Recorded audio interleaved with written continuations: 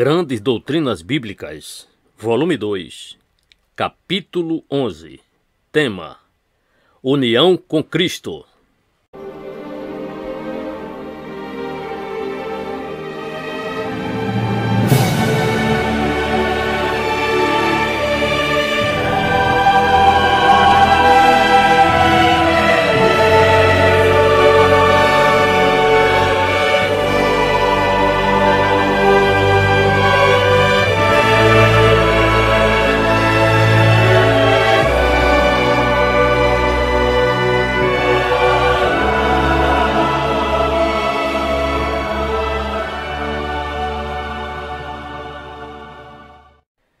Em nossa análise da obra do Espírito Santo na aplicação da redenção, a redenção que foi efetuada e adquirida por nosso Senhor e Salvador Jesus Cristo, chegamos agora à consideração da doutrina da união do crente com Cristo. Esforcei-me ao introduzir esta doutrina na preleção anterior, por enfatizar o fato de que ela é uma doutrina que, necessariamente, deve ser sempre considerada em conjunto com a doutrina da regeneração. As duas coisas são quase simultâneas. Logicamente, a união deve vir primeiro, mas não cronologicamente. Somos regenerados em decorrência de nossa união com Cristo.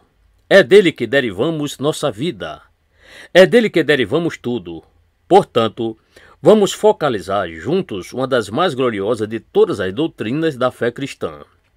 Não há nada que seja mais sublime do que esta doutrina, na qual somos lembrados de que realmente somos participantes de Cristo, de que somos participantes da natureza divina. Portanto, ela combina natural e inevitavelmente com a doutrina da regeneração. E na preleção anterior, havendo apresentado as razões por que esta doutrina deve entrar neste ponto e não no final de uma série de doutrinas, simplesmente apresentamos os termos escriturísticos para descrever a natureza da união. Assim sendo, agora estamos em condições de passar para uma consideração mais detalhada dessa doutrina. A primeira coisa, evidentemente, a considerar é a natureza da união. Ora, os próprios termos que são usados nas Escrituras com respeito a ela e os quais temos focalizado, nos fornecem a chave para a compreensão do caráter da união. Uma vez mais, porém, talvez devamos começar com uma negativa. Não devemos imaginar esta união entre o crente e Cristo como se ela envolvesse uma espécie de fusão de pessoas. Ela não deve ser considerada no sentido de que nossa substância ou a essência de nosso ser seja absorvida e se perca na substância ou na essência do ser de nosso Senhor. Dou ênfase a isso por causa do ensino dos místicos que sempre são propensos a pensar nesta união nesses termos. Em última análise, sua concepção da salvação completa é que nos perdemos no eterno ou somos absorvidos pelo eterno. Essa é a ideia em certas religiões orientais, e há uma boa dose de afinidade entre uma grande quantidade de misticismo que atende pelo nome de cristão com o misticismo mais geral que caracteriza essas religiões orientais. Em todas elas encontramos a ideia do que se denomina nirvana. A pessoa se perde. A pessoa sai da existência completamente ao ser absorvida no divino e no eterno. Ora, a doutrina bíblica da união do crente com Cristo não significa isso de forma alguma. A Bíblia ensina bem claramente que vocês e eu existiremos como indivíduos ao longo das infindáveis eras da eternidade. Não nos perderemos, nem imergiremos, nem seremos absorvidos em Deus. Nós, como pessoas, não só seremos e existiremos sempre, mas também desfrutaremos da visão beatífica. Alegrar-nos-emos em ver a Deus e exultaremos por nos acharmos em sua gloriosa presença. Quando examinamos a doutrina da pessoa de nosso Senhor, pusemos ênfase precisamente sobre a mesma coisa. As duas naturezas em nosso Senhor, sua natureza humana e divina, são separadas e distintas, porém são unidas. Não existe uma nova natureza que seja em parte humana e em parte divina. Ao contrário, ele é Deus e ele é homem. Ele é divino e ele é humano. As duas permanecem separadas e, no entanto, são unidas. Não são misturadas, não são fundidas num sentido materialístico. Portanto, a união do crente com seu Senhor, semelhantemente, não deve ser idealizada em termos de fusão ou mistura de substância. Em contrapartida, porém, sinto-me igualmente desejoso de realçar outra negativa, a saber, a união entre o crente e Cristo não é meramente uma união de solidariedade ou uma união de interesse. Não é meramente uma associação indefinida, geral, externa, de pessoas separadas que, por acaso, tenham o mesmo interesse ou o mesmo entusiasmo. Ao contrário. E isso, uma vez mais, é muito importante, visto que aqueles que, em seu empenho de evitar os erros do misticismo, têm apresentado esta união justamente desta forma. Vocês sabem o que eu quero dizer com isso? Pode haver pessoas dispostas a formar sociedades. Pode interessar-se por música ou por algum músico em particular. E então forma-se uma sociedade Beethoven ou uma sociedade Mozart. E assim por diante. Ou certas pessoas podem ter um interesse em arte e, por conseguinte, formam uma sociedade. Demonstram um interesse comum que os mantém juntos, o que chamam de união. Ora, é evidente que, em certo sentido, ela é uma união. Minha posição, porém, é que esse não é o tipo de união que liga simultaneamente o Senhor e qualquer um de nós, seus seguidores. Não significa meramente que estamos interessados na salvação. Não significa meramente que estamos mutuamente interessados em Deus e em seu reino. É claro que sim, mas a união é muito mais ampla e mais profunda do que isso. Portanto, almejo enfatizar essas duas importantes negativas, embora, coincidentemente, estejam elas em extremos opostos. Qual, pois, é a natureza ou o caráter dessa união? Em primeiro lugar, é uma união espiritual. Ora, aqui é onde a doutrina do Espírito Santo é tão vitalmente importante. Estamos ligados a Cristo e estamos em união com Ele por meio da habitação do Espírito Santo em nós. É a função, é a obra especial do Espírito Santo ligar-nos assim a Cristo. E estamos ligados a Cristo pela presença do Espírito Santo em nós. Permitam-me que lhes apresente algumas passagens bíblicas para substanciar esse fato. Tomem a declaração de 1 Coríntios 6,17. Mas o que se une ao Senhor é um só espírito com Ele.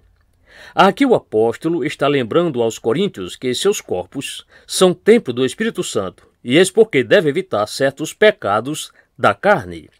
Diz Paulo: ou não sabeis que o que se une à meretriz faz-se um corpo com ela? Verso 16. Então acrescenta a verdade oposta. O que se une ao Senhor é um só espírito com Ele. Portanto, ela é uma união espiritual e não uma união material. Ou tomem outra vez 1 Coríntios 12, verso 13. Pois em um só espírito fomos todos nós batizados em um só corpo, e a todos nós foi dado beber de um só espírito. Novamente a mesma ideia. Estamos ligados a Ele pelo Espírito Santo de uma maneira extraordinária e misteriosa. Em segundo lugar, é a união mística. O que compreendemos mediante este termo tão difícil? Muito bem. O melhor modo de explicá-lo é considerando a comparação que o apóstolo mesmo usa na última porção de Efésios, capítulo 5. Esses versículos são às vezes lidos nas cerimônias matrimoniais, e por sinal, corretamente. E durante algumas cerimônias matrimoniais, somos informados que a relação entre um esposo e sua esposa significa para nós a união mística que existe entre Cristo e sua igreja. Certamente que, aí em Efésios capítulo 5, o apóstolo afirma que a união entre o Senhor e o cristão é comparável e similar à união entre um esposo e sua esposa. Ora, isso é o que quero dizer por união mística. É muito difícil colocar isto em linguagem humana. A união, e vocês não podem encontrar um termo melhor para descrevê-la do que o termo mística. Não é só o caso de os dois se tornarem uma só carne, mas são ligados simultaneamente de uma maneira íntima, e assim ambos se tornam um só. É uma união mística. A seguir, a próxima maneira de descrever a união é dizendo que ela é união vital. E esse fato é, obviamente, da maior importância. Significa que nossa vida espiritual é diretamente recebida do Senhor Jesus Cristo. Somos sustentados por Ele através da habitação do Espírito Santo. Não há nada mais importante na vida cristã do que compreender que nossa união com Ele é uma união vital, é algo vivo. Não é algo mecânico ou conceptual. Não é um conceito ou ideia. Ela é realmente uma união vital espiritual. Focalizem algumas das afirmações das Escrituras que demonstram esse fato. Tomem a grande afirmação de João 1,16, uma das mais surpreendentes e maravilhosas afirmações das Escrituras. Pois todos nós recebemos da sua plenitude, e graça sobre graça. Isso diz tudo. Eis a nossa relação com Ele. Diz João. Algo de sua plenitude e de sua vida está fluindo para nós e o estamos recebendo. E muitas outras afirmações dizem a mesma coisa. Tomem João 14, versos 19 e 20, onde nosso Senhor diz nesta mesma conexão: porque eu vivo, e vós vivereis. Naquele dia conhecereis que estou em meu Pai, e vós em mim, e eu em vós. Vejam quão vital é esta relação, e tudo por causa da habitação do Espírito Santo. Ou também tomem João 17, versos 22 e 23. E eu lhes dei a glória que a mim me deste, para que sejam um, como nós somos um, eu neles e tu em mim, para que eles sejam perfeitos em unidade. Que sublime ensinamento! O problema com todos nós é que não compreendemos a verdade destas coisas. Esta, porém, é a verdade transmitida pelo próprio Senhor. Sua oração a favor de seu povo é que ele possa conhecer o significado dessa relação vital e espiritual. E ele não hesita em compará-la com a relação que subsiste entre o Pai e ele mesmo. Como o Pai está nele, assim ele está em nós, e nós estamos nele. Tomem, porém, a afirmação desta verdade que é expressa pelo apóstolo Paulo em Gálatas, capítulo 2, verso 20. Já estou crucificado com Cristo, e vivo, não mais eu, mas Cristo vive em mim. Não existe nada maior do que isso. E o que esse versículo ensina é que esta é uma relação vivificante. É uma união de vida. Não mais eu, mas Cristo vive em mim. E a seguir, Paulo afirma: e a vida que agora vivo na carne, vivo-a na fé no Filho de Deus, o qual me amou e se entregou a si mesmo por mim. Portanto, o próximo termo que devo fazer uso é o termo orgânico. Ora, a diferença entre orgânico e vital é que o termo orgânico pressupõe um tipo de tráfego de mão dupla. É uma união na qual tanto damos quanto recebemos. Por muitas razões, a melhor declaração a esse respeito é a que se encontra em Efésios 4, versos 15 e 16. Antes, seguindo a verdade em amor, cresçamos em tudo naquele que é a cabeça, Cristo, do qual o corpo inteiro, bem ajustado e ligado pelo auxílio de todas as juntas, segundo a justa operação de cada parte, efetua o seu crescimento para a edificação de si mesmo em amor. Que declaração! Vejam, porém, como ela apresenta este elemento orgânico. Vivemos para desenvolver-nos nele, que é a cabeça, sim. Mas deve notar que Paulo diz que todo o corpo é bem ajustado e ligado pelo auxílio de todas as juntas, de modo que não só recebemos, mas também damos. Somos todos membros ativos. Cada parte do corpo está desempenhando um vital papel na vida do corpo. Não somos simplesmente passivos. Há uma relação orgânica, uma união orgânica. Há uma atividade e uma vitalidade tanto nas partes quanto na cabeça. Todos fazem sua contribuição. Ora, esse é o conceito da igreja como o corpo de Cristo, e ele constitui uma tremenda ideia. Nada seguramente é mais estimulante à nossa fé, nada mais encorajador, nada mais inspirador à nossa santidade prática do que a compreensão desta maravilhosa e exaltada verdade acerca de nós mesmos.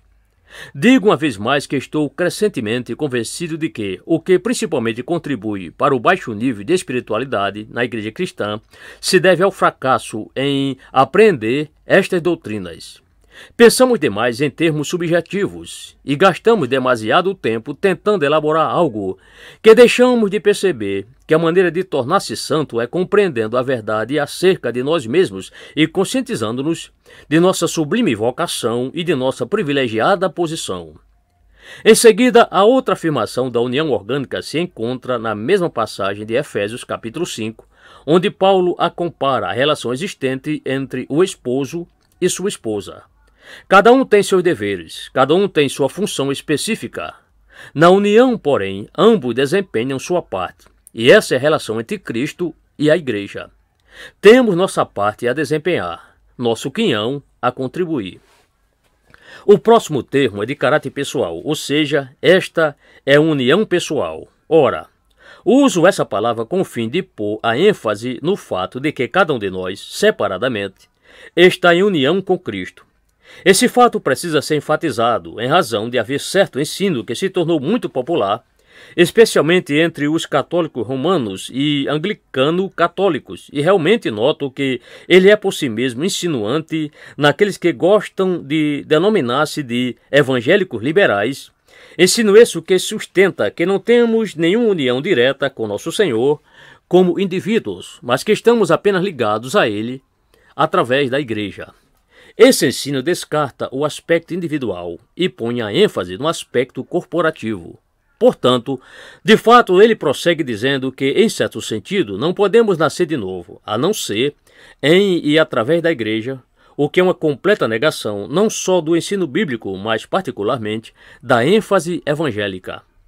A ênfase evangélica é que todos nós temos uma relação pessoal com nosso Senhor, e é somente por causa disso que somos membros do corpo. Em certo sentido, naturalmente, não podemos separar estas coisas, mas estou desejoso de realçar o fato de que não derivo minha vida da Igreja, derivo-a do Senhor. Visto que todos nós participamos de sua vida ao mesmo tempo, somos todos membros de seu corpo e estamos todos na Igreja. Ninguém pode ser cristão sem ser membro do corpo místico de Cristo. A ordem correta, porém, é colocar a pessoa e o indivíduo em primeiro lugar e a corporação em segundo. De modo que não nasci da Igreja, a Igreja não é minha mãe espiritual, eu nasci do Espírito. E no momento que nasça do Espírito estou na Igreja, a Igreja invisível, a Igreja mística. Por isso, enfatizemos o aspecto pessoal e certifiquemo-nos de que jamais permitiremos que algum ensino ilusório nos prive desse elemento individual. Não temos que ir a ele através da Igreja, podemos ir a ele cada um individualmente, e estamos unidos a ele tanto individualmente quanto de uma forma corporativa. O último termo é que ela é união indissolúvel. Não necessita enfatizar esse fato. Ele promana necessariamente de tudo quanto temos considerado juntos durante as preleções passadas. É-me inconcebível que estejamos ligados a Cristo desta maneira, por meio do Espírito, e em seguida sair dessa união e então voltar a entrar nela novamente, e então sair mais uma vez e prosseguir assim, entrando e saindo. Isso se dá uma vez para sempre. Nada, ninguém, nem a morte, nem a vida, nem anjos, nem principados, nem coisas presentes, nem futuras, nem potestades, nem a altura, nem a profundidade, nem qualquer outra criatura nos poderá separar do amor de Deus que está em Cristo Jesus, nosso Senhor. Romanos 8, versos 38 e 39. Ela é uma união indissolúvel, graças a Deus por ela. Portanto, continuemos agora considerando como a união é estabelecida. Se essa é a natureza e o caráter da união, como ela é efetuada? Evidentemente, estamos aqui face a face com um imenso mistério e devemos pisar muito prudentemente. De qualquer modo, porém, podemos dizer que dois principais elementos se encontram envolvidos.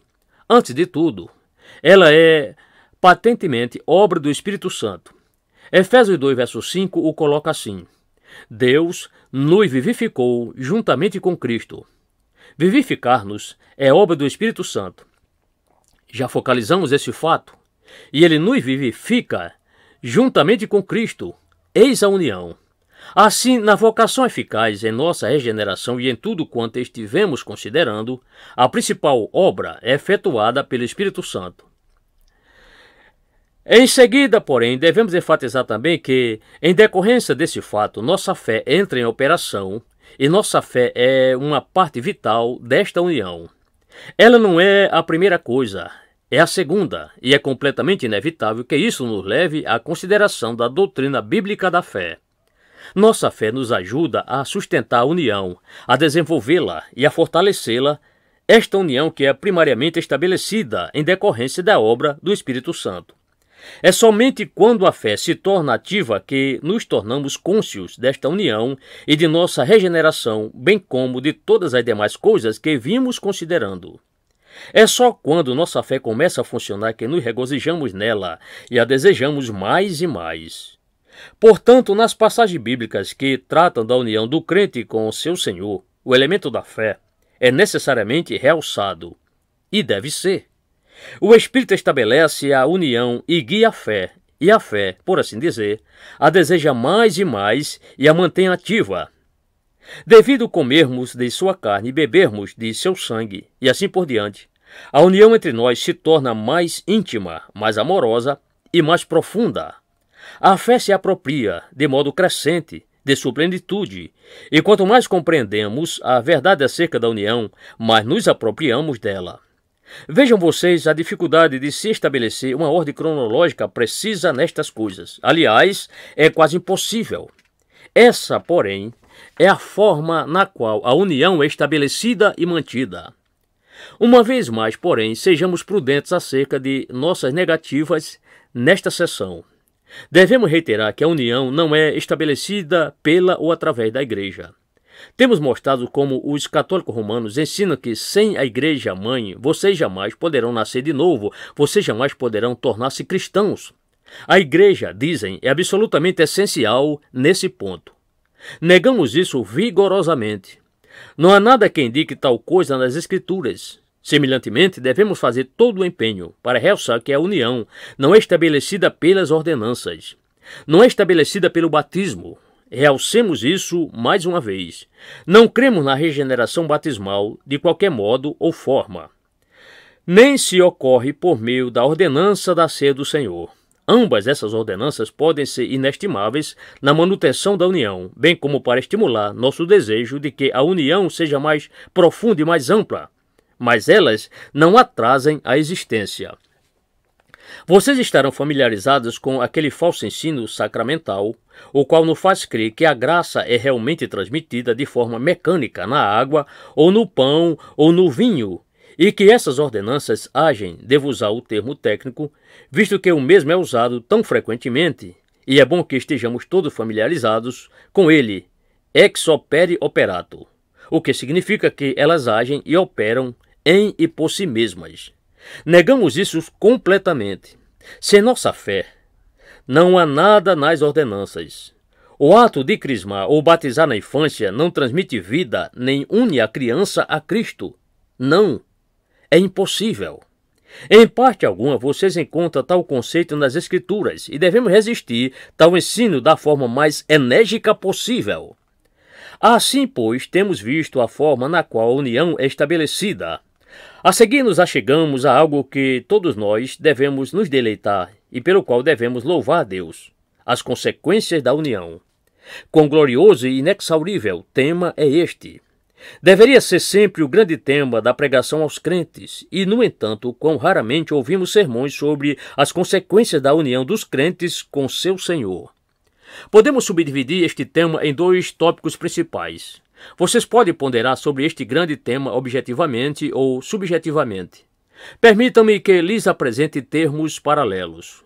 Ponham ao lado do objetivo federal. Ponham ao lado do subjetivo espiritual. Não posso fazer nada mais neste ponto, além de fornecer-lhes uma série de tópicos.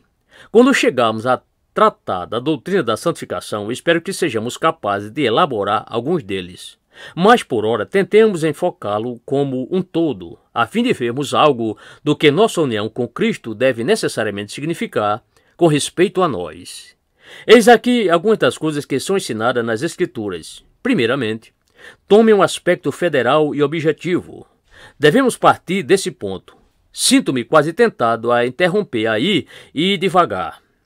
É preciso que ponhamos sempre o objetivo antes do subjetivo. Naturalmente, não gostamos de fazer isso. Todos nós estamos interessados no subjetivo, queremos a sensação da experiência e, em nossa preocupação sobre isso, não tomamos cuidado com as bases. O resultado é que, como nossos sentimentos vêm e vão, nos tornamos infelizes, e tudo porque não baseamos o nosso entendimento sobre a verdade objetiva. Certas coisas resultam de nossa união com o nosso Senhor, completamente fora da esfera de nossa experiência, e essas se aplicam aos nossos status, à nossa condição, à nossa posição. Ora, federal é o termo que Paulo tem em mente em Romanos capítulo 5. Todos nós estamos, por natureza, fungidos federalmente a Adão. Deus fez de Adão o representante da humanidade. Ele é a cabeça federal. Toma o exemplo dos Estados Unidos da América. Aquele país consiste de certo número de diferentes estados, e cada estado tem sua própria legislatura, seu próprio governo, em certo sentido, mas, em aditamento a isso, há o que eles chamam o governo federal, o qual inclui todos eles. Todos eles estão relacionados nessa união federal. Com efeito, o ensino das Escrituras é que toda a raça humana está nesse tipo de união federal com Adão e, por assim dizer, foi por essa causa que o pecado de Adão nos é imputado. Visto que estamos unidos a Adão federalmente, nesse sentido legal, o que ele fez se aplica a nós. Ele pecou. Nós pecamos. Ele caiu. Nós caímos. Essa é a doutrina do pecado original e da culpa original. Mas agora, em contrapartida, somos informados, e vocês notarão o paralelismo no ensino, que nós, que somos cristãos, estamos precisamente na mesma relação com o Senhor Jesus Cristo. Estamos federalmente relacionados com Ele. O que significa isso? Significa que fomos crucificados com Ele. Não devemos interpretar Romanos 6, verso 6 no sentido subjetivo ou experimental. O significado não é nenhum nem outro. Ele é objetivo. Ele afirma que, visto que estou ligado a Cristo federalmente, quando ele foi crucificado, eu fui crucificado. Essa é uma declaração de fato. Deus o considera assim. Somos informados que temos sido unidos a ele na semelhante de sua morte. Isso é Romanos 6, verso 5. Romanos 6, verso 8 afirma que estamos mortos com Cristo. Morremos com ele. Mais ainda, fomos sepultados com ele pelo batismo na morte. Romanos 6, verso 4. E Romanos 6, verso 11 adiciona: assim também vós considerai-vos vivos para Deus em Cristo Jesus.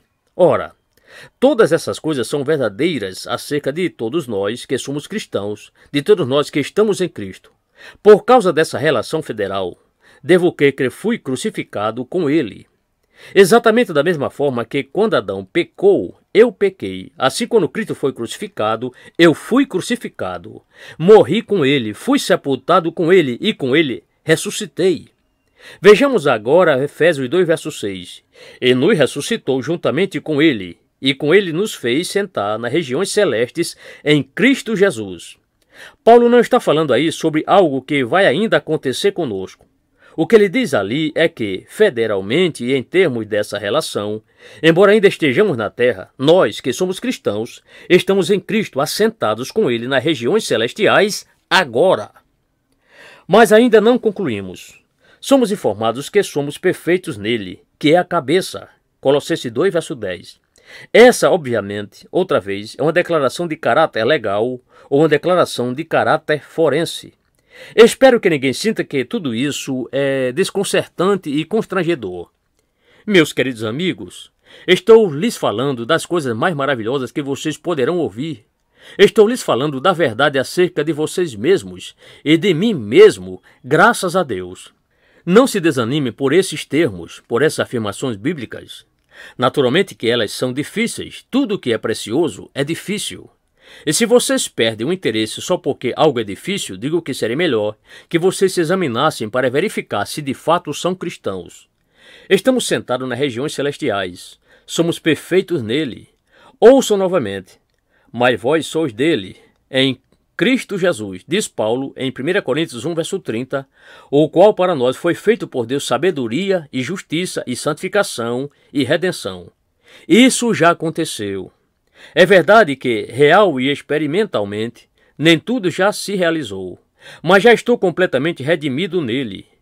Eis porque em Romanos capítulo 8, Paulo salta da justificação para a glorificação e diz que aqueles que têm sido chamados já foram glorificados, razão porque a união é indissolúvel. Mas avancemos para essas coisas, uma a uma. Ele já foi feito por Deus para nós sabedoria e justiça e santificação e redenção. Portanto, o que este ensino realmente diz é algo mais ou menos assim. Nossos pecados lhe foram imputados, sua justiça nos é imputada.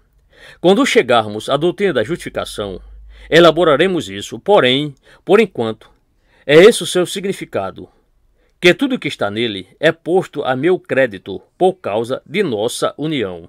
Portanto, a próxima coisa sobre a qual devo pôr ênfase é que somos selados pelo Espírito Santo por causa de nossa união com Cristo. Em certo sentido, é pelo selamento que a união se concretiza, mas ambas são distintas. Visto que estou unido a Cristo, sou selado pelo Espírito. É em razão de ser um com Ele que recebo o Espírito, que Ele recebeu sem medida. A próxima consequência dessa união é que recebemos a adoção. Essa é uma doutrina específica e trataremos dela depois. A união do crente com Cristo não é a mesma coisa que a adoção, como veremos, mas a adoção é uma das consequências da união. E a última coisa é esta. Posto que somos adotados, Paulo argumenta outra vez em Romanos capítulo 8, que somos herdeiros de Deus e, portanto, co-herdeiros com Cristo. Verso 17. Cristo é um herdeiro, daí devemos ser co-herdeiros e somos co-herdeiros da glória que Deus preparou para aqueles que o amam. Por conseguinte, aí nessa lista lhes apresentei a união federal e os resultados objetivos de nossa união com o Senhor Jesus Cristo. Finalmente, permitam-me pelo menos apresentar-lhes a lista dos resultados vitais, subjetivos e espirituais. Significa que temos comunhão com Ele. Esse é um termo que inclui tudo. Isso se acha elaborado em João, capítulo 17, e na primeira epístola de João. Vocês o encontram novamente em João 1,16.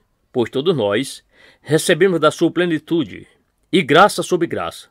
Também significa, como somos informados em 2 Coríntios 3,18, que somos transformados de glória em glória, na mesma imagem, como pelo Espírito do Senhor. Que ideia estupenda! Visto que estamos unidos a Ele, nos tornamos como Ele é. Eis o propósito da salvação, tornar-nos conformes à imagem de seu Filho, Romanos 8,29.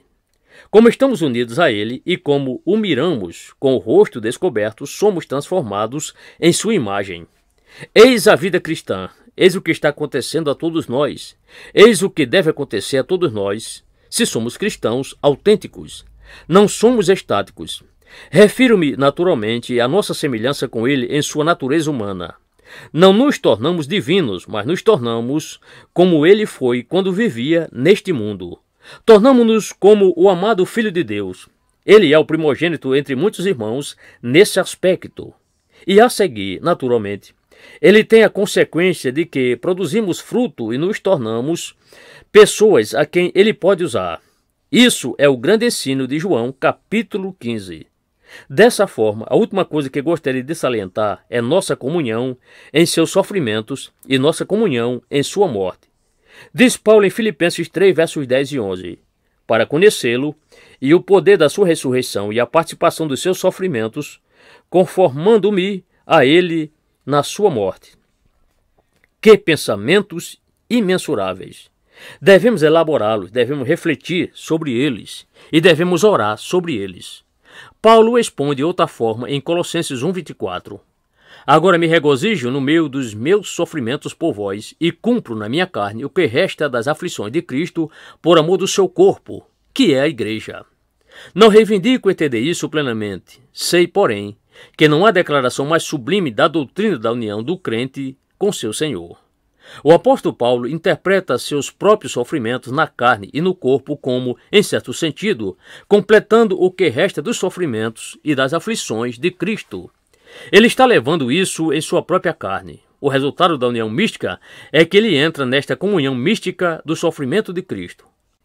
Houve pessoas no período da Idade Média de quem se diz que meditavam tanto e de tal forma completavam seu Senhor e tudo o que havia feito por elas, que algumas delas chegaram a desenvolver em suas mãos físicas as marcas dos cravos, o estigmata. Não sei com certeza, não é impossível, tais coisas acontecem, mas tudo o que me interessa enfatizar é que, quanto mais profundamente compreendemos a verdade acerca desta união entre nós e nosso Senhor, mais experimentamos algo da comunhão de seus sofrimentos. Enquanto neste mundo ele foi homem de dores e experimentado nos sofrimentos, Isaías 53, verso 3. Isso foi devido ao pecado do mundo. E porque ele viu a inimizade do coração humano contra seu Pai, essa inimizade o feriu, ela o entristeceu e ele sofreu. Não há prova mais delicada de nossa relação com ele e de nossa união com ele do que a extensão em que vocês e eu conhecemos algo desse sofrimento. Não é questão de falar levianamente sobre querer que as almas sejam salvas. Não e não. É muito mais profundo do que isso. Isso pode ser puramente carnal, mas isso é sempre algo de cunho espiritual. Realmente sofremos em decorrência do pecado dos homens e das mulheres, bem como de sua condição perdida. Por causa de nossa união com ele, é possível saber algo do gemer no espírito. Como ele sabe, essa preocupação, essa dor, essa agonia da alma é uma das consequências subjetivas de nossa união com nosso bendito Senhor e Salvador.